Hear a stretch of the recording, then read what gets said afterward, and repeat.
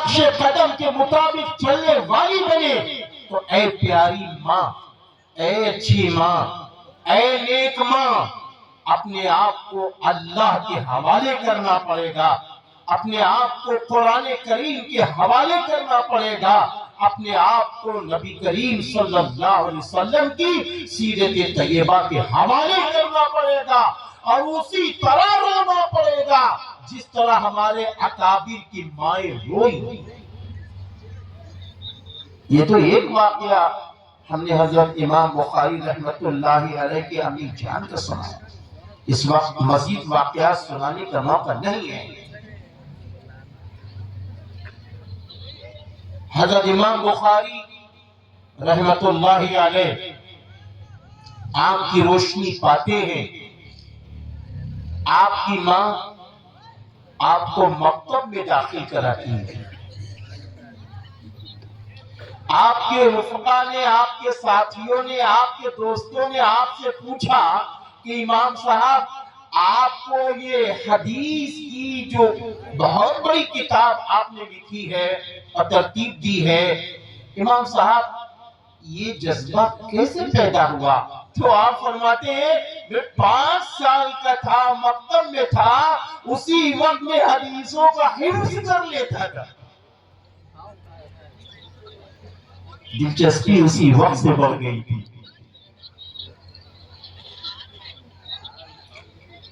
جب نیک ماں ہے، نیک باپ ہے، تو اللہ نے آپ نیک ماں باپ کے بیٹے کو اتنا ذہین بنایا، اتنا ذہین بنایا جس کی کوئی انتہا ہی نہیں،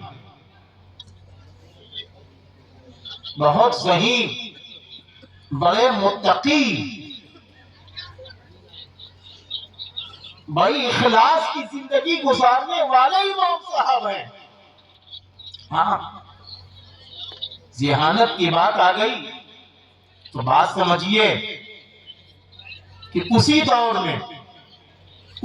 میں کچھ لوگوں نے کیا کیا، سوچا کہ امام صاحب کا امتحان لیا جائے، ایگزام لیا جائے۔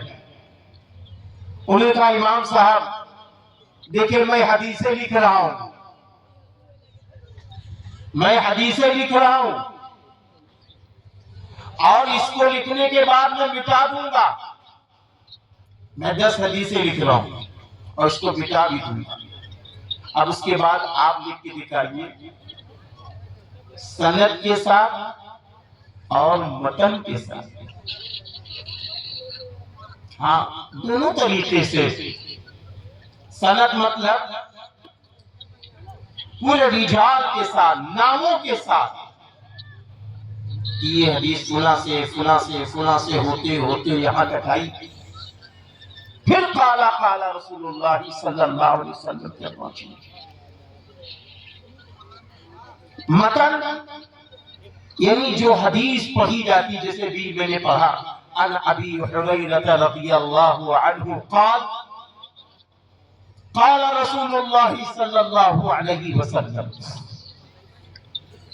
اس کو متن کہتے ہیں۔ فرمایا کہ اب ایسے آپ بھی لکھ کے دکھا دو، ہم نے لکھ دیا آپ بھی لکھ کے دکھا دو۔ امام صاحب رحمت اللہ علیہ ایک نگاہ ڈالنے کے بعد ہو بہو اسی طرح سند اور متن کے ساتھ حدیث کو لکھ کے پیش کرتے، ایسی ذہانت اللہ تعالیٰ نے آپ کو۔ اس سے بھی بڑا ایگزام ہوا، امتحان ہوا۔ کیا ہوتا ہے، امام صاحب کے امتحان کے لیے بہت سارے لوگ جمع ہوئے، اور جمع ہونے کے بعد آپس میں یہ بات چیت طے ہوئی کہ آج امام صاحب کو پھنسانا ہے، تو سند اور متن میں تبدیلی کر دی، کہیں کہیں الٹ پھیر کر دیا، اور 10 حدیثیں پیش کی۔ کہا امام صاحب اب اس حدیث کے بارے میں آپ کیا کہتے ہیں؟ آپ خاموش، میں کچھ نہیں جانتا۔ پھر دوسری حدیث کے بارے میں آپ کیا کہتے ہیں؟ لا ادری، میں کچھ نہیں جانتا۔ تیسری حدیث کے بارے میں آپ کیا کہتے ہیں؟ میں کچھ نہیں جانتا. ارے اب وہ لوگ سوچے کہ آج تو امام صاحب پھنس گئے، آج امام صاحب پھنسے ہیں. پھر اس کے بعد 10 حدیثیں اسی طریقے سے سب پیش کرتے گئے. 100 حدیثیں سب نے اسی طرح تھوڑی چینجنگ کے ساتھ پیش کی. حضرت امام بخاری رحمت اللہ علیہ جب ساری حدیثیں ان سب نے پیش کی تو آپ نے فرمایا آپ سنو، آپ نے فرمایا آپ سنو. پہلی حدیث انہوں نے جو پیش کی تھی کہا اس طرح یہ حدیث نہیں ہے، اس طریقے سے یہ حدیث ہے. دوسری حدیث جو آپ نے پیش کی تھی وہ اس طرح نہیں ہے، وہ اس طریقے سے ہے. اسی طرح ایک ایک کر کے ساری حدیثوں کو آپ نے لکھ کے اور زبان سے بتا کے لوگوں کو مطمئن کیا. ایسے ذہین تھے، اللہ تعالیٰ نے ایسی ذہانت عطا فرمائی. ایک بات تو کیا ہوا، ابھی آپ چھوٹے سے ہیں، بہت بڑے نہیں ہیں. ہوتا یہ ہے کہ آپ اپنے استاد محترم کے درس میں ہیں، استاد صاحب پڑھا رہے تھے تو اس میں ایک راوی کا نام رہ گیا، ایک راوی کا نام رہ گیا. حضرت نے فرمایا کہ حضرت یہ جو ابھی آپ نے درس دیا ہے یہ حدیث اس طرح نہیں ہے، اس طرح ہے. تو استاد ہے. استاد نے کہا چپ رہو. کہا حضرت آپ اصل متن دیکھ لیں، اصل سند دیکھ لیں اندر جا کر. تو استاد محترم نے بھی سوچا کہ اتنی ہمت کے ساتھ یہ بچہ بول رہا ہے، دیکھنا چاہیے. اور بس کیا ہوتا ہے اندر وہ دیکھ کے آتے ہیں اور اس کے بعد کہتے ہیں بتاؤ تم نے کیا کہا تھا. وہ حدیث اسی طرح پڑھنی شروع کر دی جس طریقے سے حدیث سند میں متن میں موجود تھی. ایسے صحیح تھے آپ. اللہ تعالیٰ نے آپ کو بہت صحیح، بہت سارے واقعات موجود ہیں. یہ تو بالکل کم لفظوں میں آگے بڑھتا ہوں. بہت سارے واقعات موجود ہیں، ایک دو واقعات نہیں ہیں، بہت سارے واقعات موجود ہیں. اب آپ آگے بڑھیے بخاری شریف کی طرف. بخاری شریف کی کتاب جب آپ نے ترتیب دی ہے تو 6 لاکھ حدیثیں آپ کو یاد تھی، ان میں سے یہ بخاری شریف کی کتاب تیار ہوئی. 6 لاکھ حدیث. اس زمانے میں جن کو 1 لاکھ حدیث یاد ہوتی تھی ان کو حافظ کہا جاتا تھا. حضرت امام بخاری رحمت اللہ علیہ کو 6 لاکھ حدیثیں. اب سنیے ذرا، جب یہ 6 لاکھ حدیثوں کو ترتیب دینے کا موقع آیا، اللہ اکبر، تو معلوم ہے کیا کرتے تھے. پہلی بات تو یہ ہے کہ یہ ترتیب بخاری شریف کی کتاب کی دی کہاں گئی. اگر ہم غور کریں تو یہ بات سمجھ میں آتی ہے کہ بخاری شریف کی کتاب کی ترتیب مکہ شریف میں اور مسجد نبوی صلی اللہ علیہ وسلم اور ریاض الجنہ جس کو ہم آپ جنت کی کیاری کہتے ہیں، وہاں بیٹھ کر اس کے تراجم، ابواب اور کتاب کو لکھا ہے. امام بخاری رحمت اللہ علیہ آپ کے متعلق حضرت اسماعیل شہید رحمت اللہ علیہ نے لکھا ہے کہ جب آپ بخاری شریف کی ایک حدیث کو لکھنا چاہتے تو سب سے پہلے غسل فرماتے ہیں، غسل کرتے ہیں. ہاں پھر 2 رکعت نماز نفل پڑھتے ہیں. ابھی دوسری جگہ لکھا ہوا ہے کہ استخارہ کرتے ہیں. استخارہ ہم آپ بھی استخارہ کرتے ہیں نا، شادیوں کے سلسلے میں، کاروبار کے سلسلے میں. ایسے آپ نے استخارہ کیا اللہ تعالیٰ سے کہ کون سی حدیث صحیح ہے، اس میں رائی اور دانے کے برابر کوئی فرق نہ آئے کہیں سے. جب اس استخارے میں یہ بات آ جاتی تھی کہ یہ حدیث بالکل صحیح ہے، بالکل درست ہے، تب امام بخاری رحمت اللہ علیہ حدیث کو ترتیب دی. یہ وہ بخاری شریف ہے، ترتیب دیتے ہیں. یہ وہ بخاری شریف کی کتاب. بخاری شریف کی کتاب میں اس بات کا بھی خیال کیا گیا کہ اس کا سلسلہ قرآن کریم سے شروع کیا جائے، یعنی مکہ شریف سے سلسلہ شروع کیا جائے اور مدینہ شریف میں جا کے سلسلے کو تکمیل.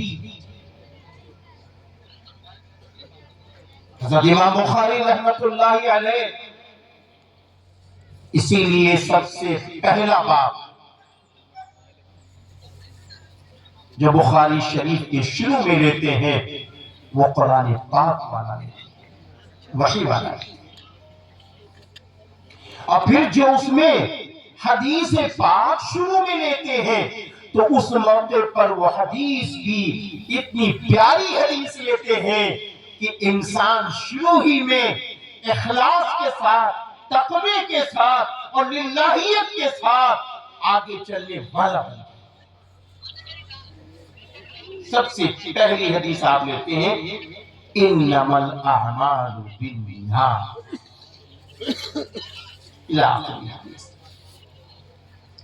کہ یقیناً تمام چیزوں کا دار و مدار نیتوں پر ہے. اگر ہماری نیت ہے کہ ہم اللہ کے لیے نمازیں پڑھ رہے ہیں، ہماری نیت ہے ہم اللہ کے لیے قرآن پڑھ رہے ہیں، ہماری نیت ہے ہم اللہ کے لیے انسانوں کو قرآن کی دعوت دے رہے ہیں، ہماری نیت ہے ہم اللہ کے لیے ماں باپ کی خدمت کر رہے ہیں، ہماری نیت ہے ہم اللہ کے لیے اپنی بیوی کے ساتھ اچھا معاملہ کر رہے ہیں، ہماری نیت ہے ہم اللہ کے لیے اپنے بچوں کو ایماندار اور دیندار بنا رہے ہیں، ہماری نیت ہے ہم اللہ کے لیے سارے اچھے کام کر رہے ہیں، غریبوں کی مدد کر رہے ہیں، یتیموں کی مدد کر رہے ہیں، پڑوسیوں کی مدد کر رہے ہیں. اگر نیت اچھی ہے تو پھر اس کا رزلٹ بھی اچھا ہے، اس کا نتیجہ بھی اچھا ہے، دنیا میں بھی اور آخرت میں.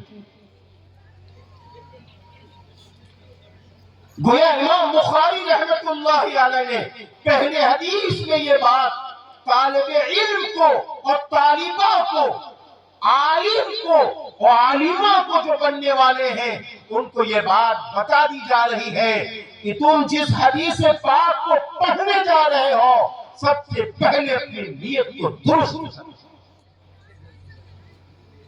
اس لیے عالم کا بننا کہ دنیا کے اندر تمہارا ڈنکا پیٹے، اس لیے خطابت نہ کرنا کہ لوگ تم کو بہت بڑا خطیب کہیں، اس لیے تم قرآن پاک اچھا نہ پڑھنا کہ لوگ تم کو بہت بڑا قاری کہیں. اللہ کے لیے خطابت ہو، اللہ کے لیے پڑھنا ہو، اللہ کے لیے سمجھنا ہو، اللہ کے لیے سب کرنا. حدیث پاک میں ہے کہ قیامت کے دن سب سے پہلے 3 لوگ جہنم میں داخل کیے جائیں گے. اللہ حفاظت فرمائے. آپ سب کے لیے اللہ حفاظت فرمائے.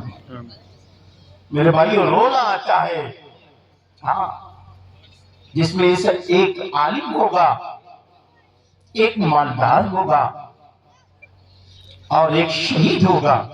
اس سے اندازہ لگا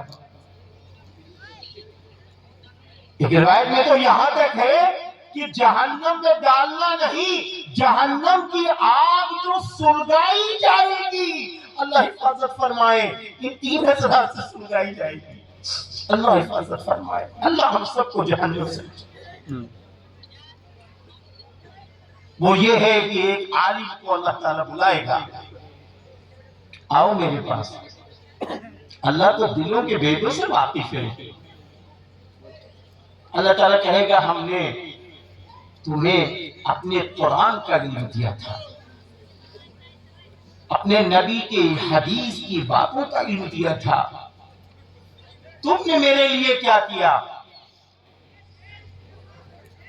تو عالم صاحب کہیں گے اے اللہ ہم نے خوب تقریریں کی، خوب درس کا کام انجام دیا، فلاں اچھے کام کیے، تو اگر اخلاص نیت دل میں نہیں ہے، ریا و شہرت کے لیے وہ کام کیا ہے، اللہ حفاظت فرمائے، تو معلوم ہے اللہ فرمائے گا تم نے تو تقریریں اس لیے کی تھی لوگ تم کو بہت بڑا عالم سمجھے، تم نے تو اس لیے درس اچھا دیا تھا کہ تمہارے شاگرد تمہاری تعریف کریں، تم نے تو یہ اس لیے کتاب لکھی تھی لوگ تم کو بہت بڑا مصنف کہے۔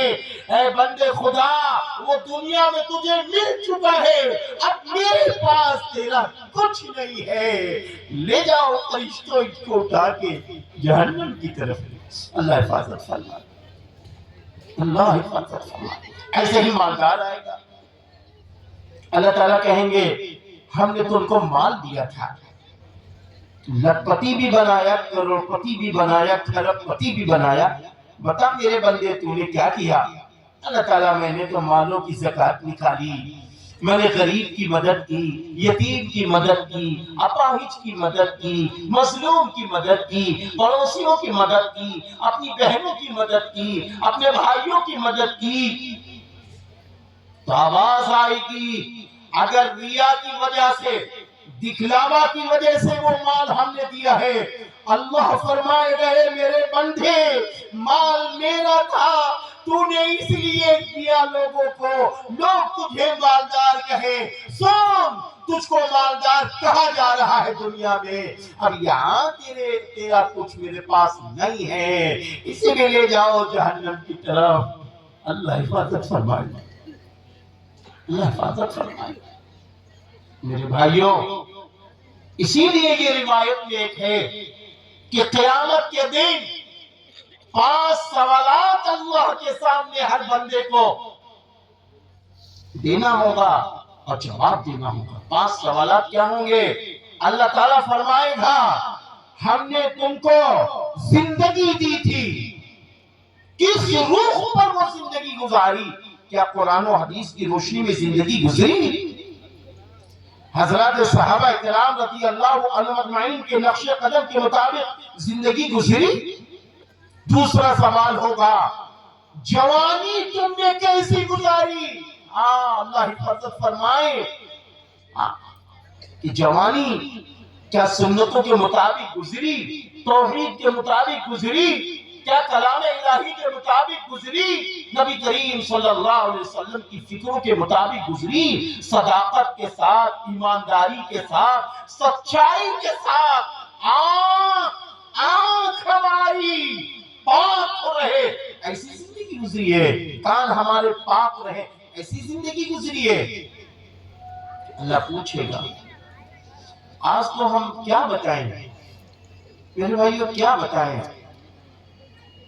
کہ موبائل کا استعمال ہم کہاں سے کہاں پہنچ گئے، پھر اس موبائل پر عمل کر کے ہم کہاں سے کہاں تک پہنچ گئے، کیسے کیسے ہمارے ٹائم کی بربادی ہو رہی ہے، ٹائم کی بربادی ہو رہی ہے۔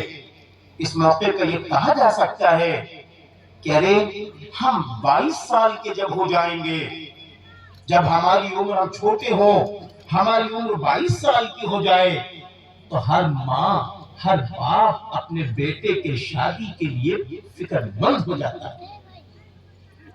ہر ماں چاہتی ہے میرے بیٹے کا نکاح ہو جائے، ہر ماں یہ چاہتی ہے میری بیٹی کا نکاح ہو جائے۔ یہ ذمہ داری تو ماں باپ کی تھی۔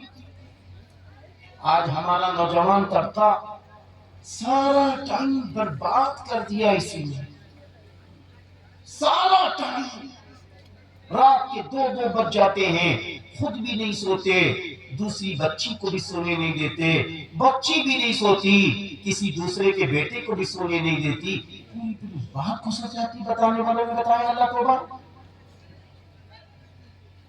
اب یہ لائف جوانی کی، جبکہ حدیث پاک میں ہے کہ عرش اعظم کے 7 سائے ہوں گے، ان 7 سائے میں ایک عابد کو بھی ایک سایہ ملے گا،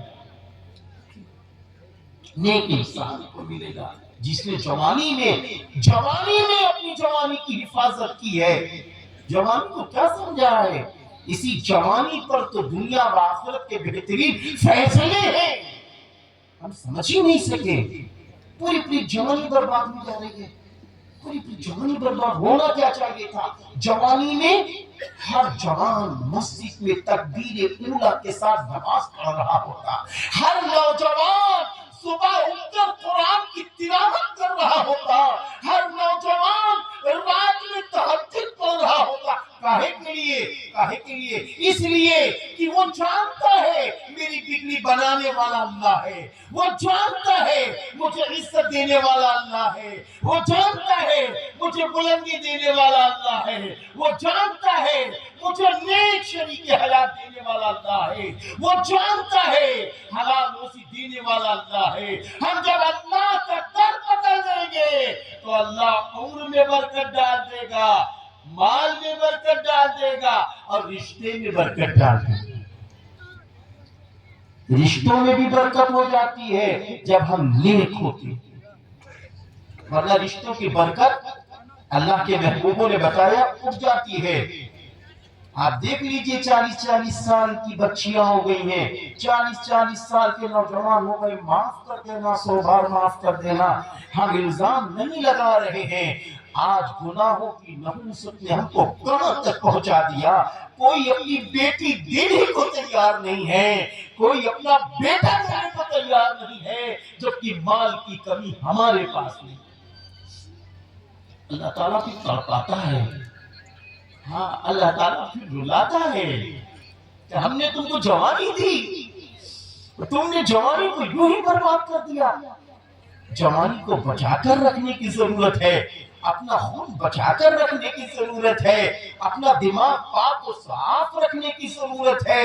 ارے جوانی میں اللہ کے محبوب بنو گے، عرش اعظم کے 7 سائے میں ایک سایہ آپ کو نصیب ہو جائے گا۔ صالحہ خاتون صالح مرد، عابدہ خاتون عابد مرد۔ افسوس طرف سے کہاں چلے گئے، صرف تباہی کی طرف جا رہے ہیں۔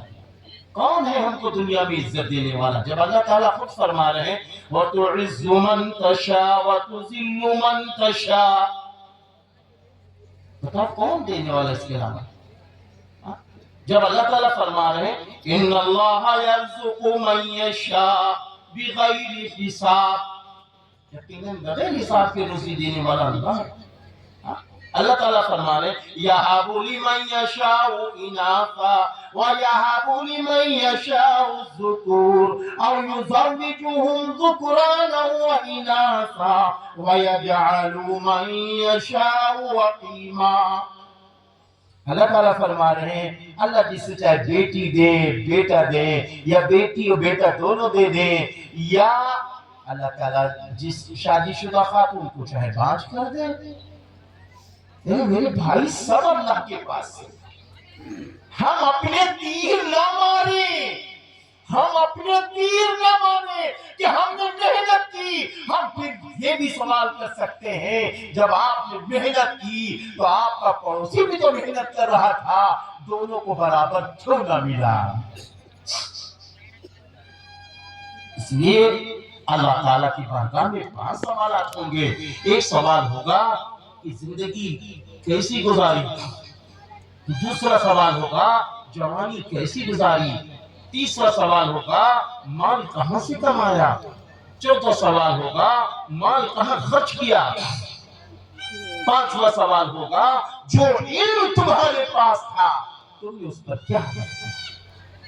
تو امام بخاری رحمت اللہ علیہ نے اس حدیث کو پیش کر کے، پہلی حدیث کو پیش کر کے پڑھنے والے بچے کو، پڑھنے والی بچی کو یہ پیغام دے دیا اور سب کو یہ پیغام دے دیا کہ دیکھو تمہاری بنیاد اخلاص پر پڑھنی چاہیے، تقوی پر پڑھنی چاہیے، للہیت کے ساتھ کام کرنا چاہیے، اس کا رزلٹ دنیا آخرت میں اچھا ملے گا۔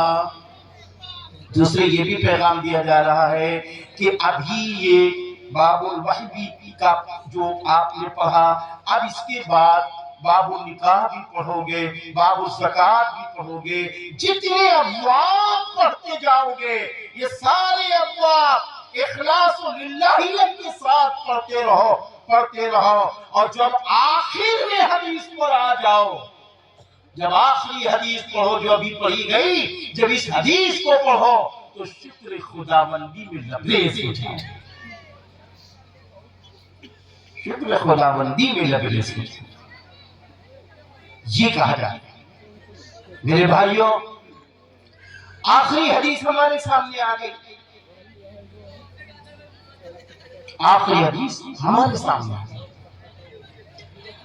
آخری حدیث میں حضرت امام بخاری رحمت اللہ علیہ نے جو پیش فرمایا، اس سے کیا پیغام دینا چاہتے ہیں؟ یہ ایک بہت بڑی بات ہے۔ عن ابی ہریرہ رضی اللہ تعالی عنہ قال قال النبی صلی اللہ علیہ وسلم کلمتان حبیبتان الی الرحمن۔ حضرت امام بخاری رحمت اللہ علیہ فرما رہے ہیں، حضرت ابو ہریرہ رضی اللہ عنہ سے مروی ہے کہ رسول اللہ صلی اللہ علیہ وسلم نے فرمایا، وہ دو کلمے رحمان کو بہت محبوب ہیں، رحمان کو بہت محبوب ہیں، اور آگے فرما رہے علی اللسان۔ آپ اندازہ لگائیے کہ آگے بہت بڑی بات فرما رہے علی اللسان ثقیلتان، جو زبان پر ہلکے، سمجھ رہے نہیں، زبان پر ہلکے ہیں، اندازہ تو لگائیے کیا بتا رہے ہیں، زبان پر۔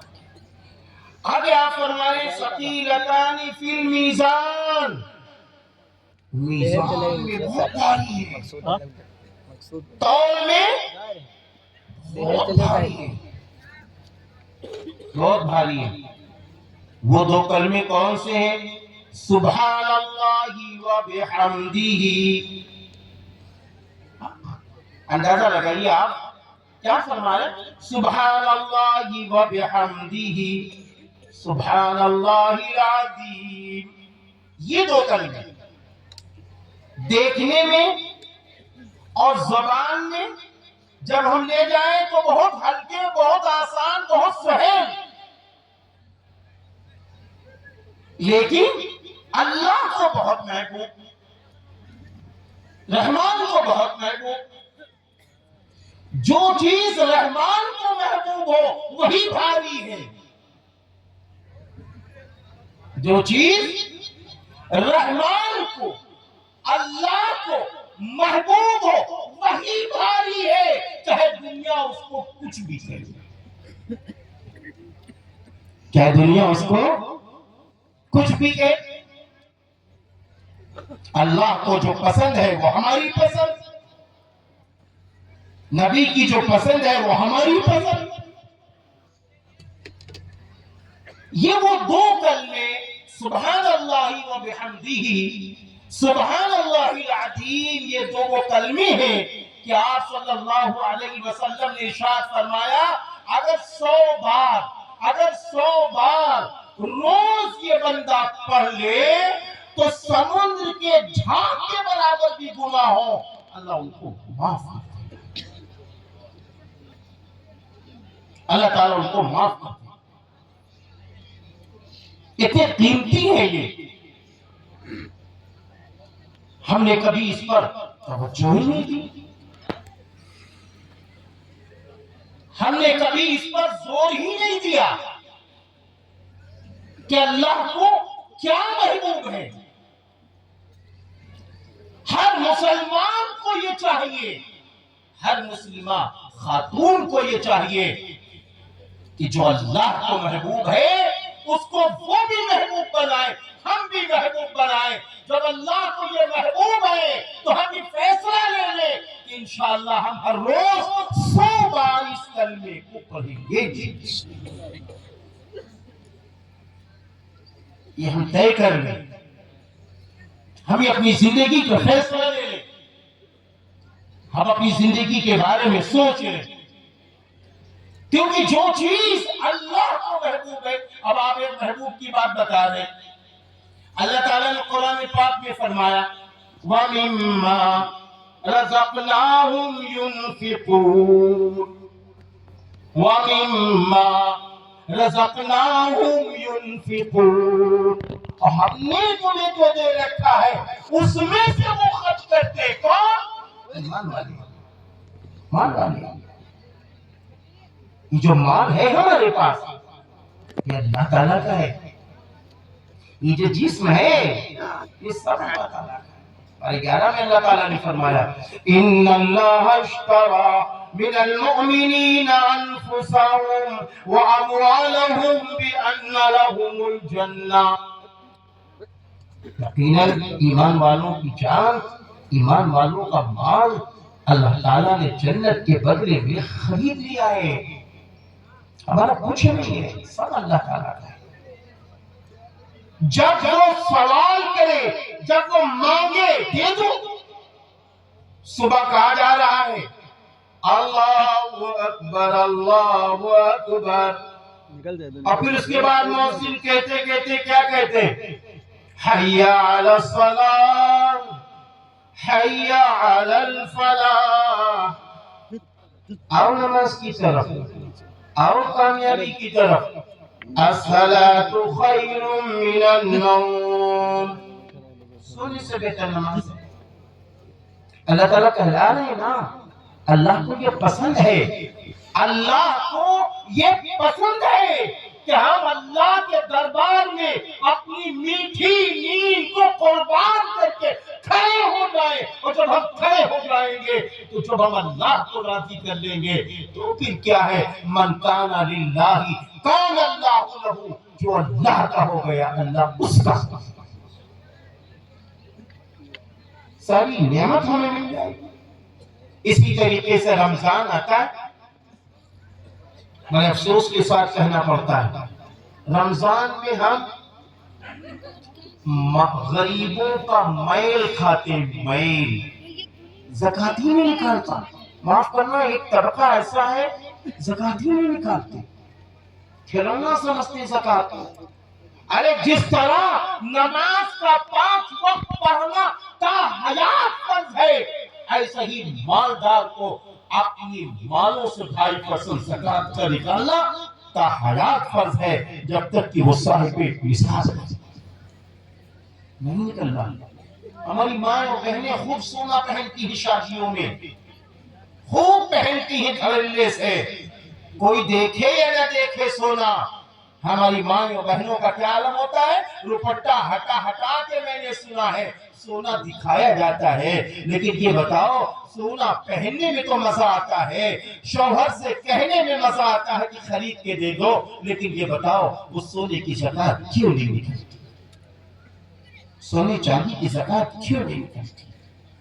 ارے ہر عورت کو، ہر مرد کو رمضان آنے سے پہلے اپنے اپنے علاقے کے عالم کے پاس جانا چاہیے۔ مولانا صاحب اتنا سونا ہے، اتنی چاندی ہے، اتنا کچھ ہے، بس آپ ہمیں اجازت دے دیجئے کہ ہم کیا کریں، کیسے نکالیں سونا اور چاندی، اس طریقے سے ہم زکوٰۃ نکالیں گے، کیا کریں گے؟ تو جب یہ بات سامنے آ جائے گی اس کی زکوٰۃ نکالیں گے۔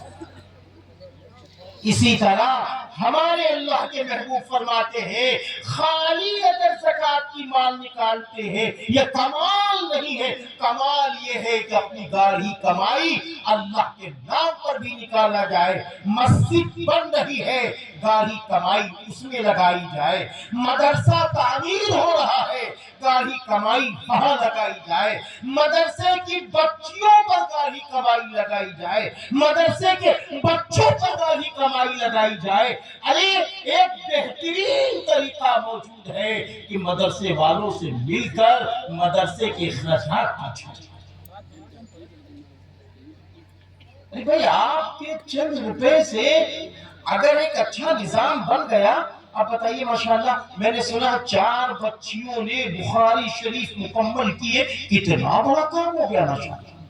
مجھے یہ بھی پتا چلا کہ مدرسہ عالیہ باب العلوم میں پچھلے سال بھی کیا ہوا ہے کہ پچھلے سال ماشاءاللہ حفاظ کی دستار بندی ہوئی، کتنا بڑا کام ہو رہا، یہ معمولی کام ہے۔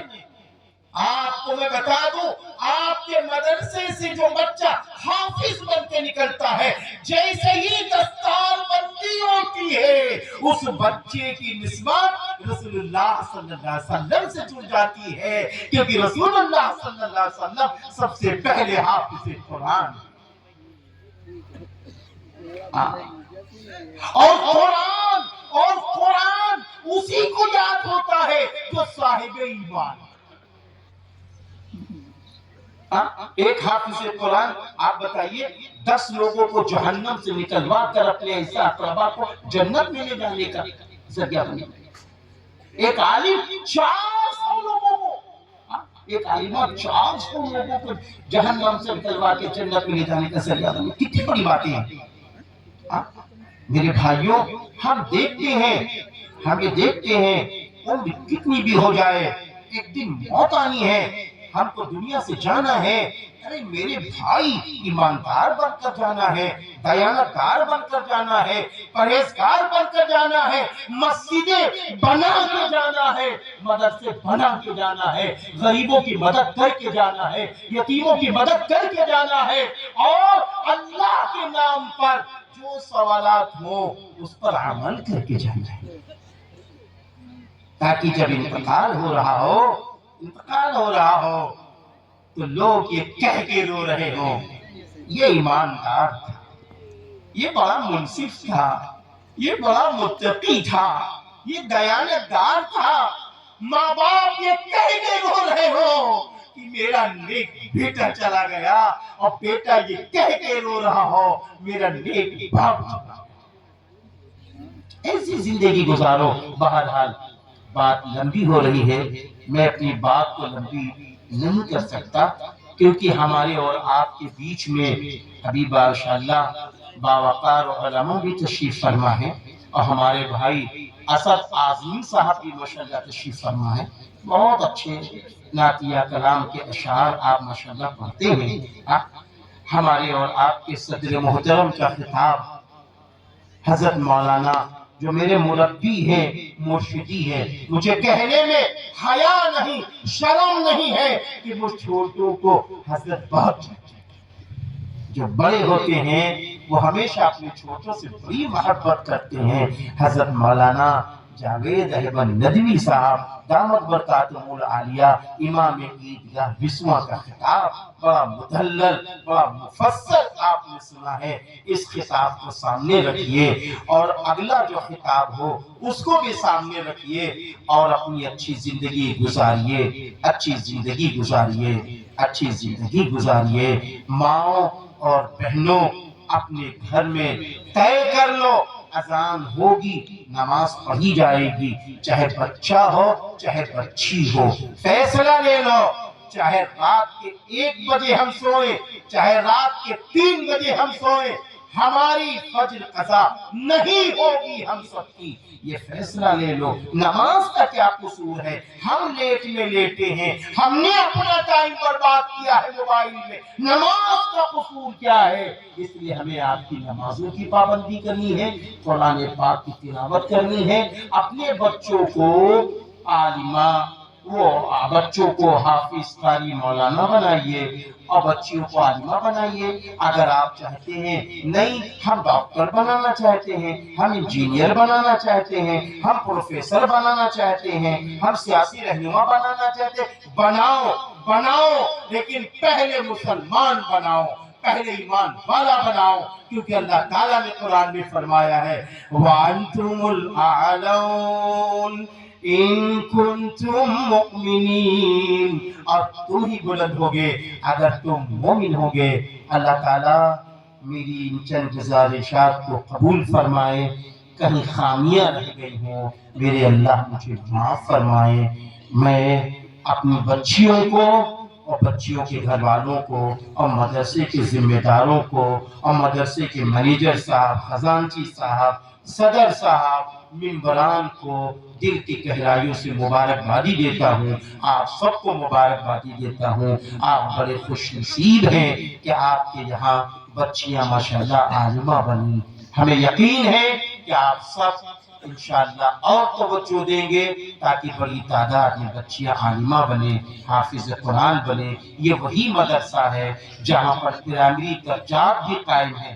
بناؤ ڈاکٹر، 5th کلاس تک یہاں پڑھا لو، آپ کے بچے کو انگریزی، ہندی، سائنس، میتھ کے ساتھ ساتھ قرآن کریم، عربی، اردو، دینیات دے دی جائے گی۔ پھر اس کے بعد 6 کلاس میں لے جاؤ، یہاں پہ یوڈائس نمبر لکھا ہوا ہے کہ یہاں یوڈائس نمبر بچوں کو ملتا ہے، آپار نمبر ملتا ہے، پن نمبر ملتا ہے، تو خوف کاہے کا ہے؟ بعد میں 6 کلاس میں لے جاؤ، اس سے پہلے یہی بچوں کو پڑھواؤ، پھر آگے ڈاکٹر انجینئر بناؤ۔ یہاں 5th کلاس تک بچے اتنا علم دینی جان جائیں گے انشاءاللہ کہ وہ اپنا ایمان بیچ کر سودا مال کا کبھی نہیں کریں گے انشاءاللہ۔ وآخر دعوانا الحمدللہ۔ ماشاءاللہ یہ شریف موقع پر آفتاب عالم صاحب